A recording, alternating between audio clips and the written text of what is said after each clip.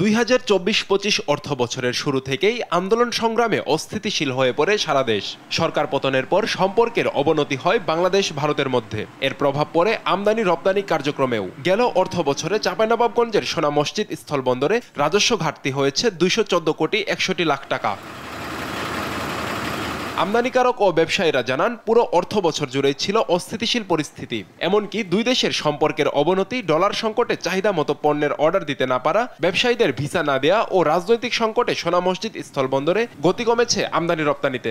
বর্তমান সময়টাতে বেশি মানে গাড়ি একবারই নাই বললেই চলে, একমাত্র পাথরের পোটে পরিণত হয়েছে। অনেকদিন ধরে ফল বন্ধ, ফল আমদানি করতে হচ্ছে না। নানা রকম জটিলতার কারণে এখানে আমদানিকারক নিরুৎসাহিত হচ্ছে। পট পরিবর্তনের পর থেকে ইন্ডিয়া বাংলাদেশের সম্পর্কটা একটু অবনতি ঘটেছে। তারপরে আনুষ্ঠানিক পরিবেশের জন্য হচ্ছে না। আশা করি যে সবার আন্তরিকতা থাকলে ইন ফিউচার বা খুব শর্ট টার্মে না হলেও আশাবাদী যে আমরা এটা ঠিক হয়ে যাবে। ডলার সংকট ছিল, $2 এলসি করলে $125 পেমেন্ট করতে হয়েছে। এইভাবে ইম্পোর্টারগুলো আমাদের অনেক মায়ের খেয়ে গেছে। বর্তমান সরকারের আমদানি নির্ভরতা কমানোর উদ্যোগের কারণে রাজস্ব ঘাটতি হয়েছে বলে দাবি কাস্টমস কর্মকর্তাদের। আলু, পেঁয়াজ ও গুড় সহ কৃষিপণ্য না আসায় রাজস্ব ঘাটতির অন্যতম কারণ বলে দাবি তাদের।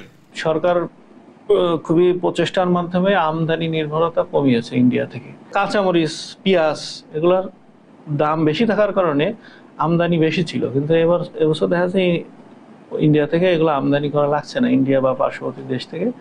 এটা একটা কারণ। সোনা মসজিদ স্থলবন্দরে 1122 কোটি 41 লাখ 59 হাজার টাকা লক্ষ্যমাত্রার বিপরীতে আয় হয়েছে 907 কোটি 80 লাখ 47 হাজার টাকা। আব্দুল আল মারুফ, নিউজ ডেস্ক, দেশ টিভি।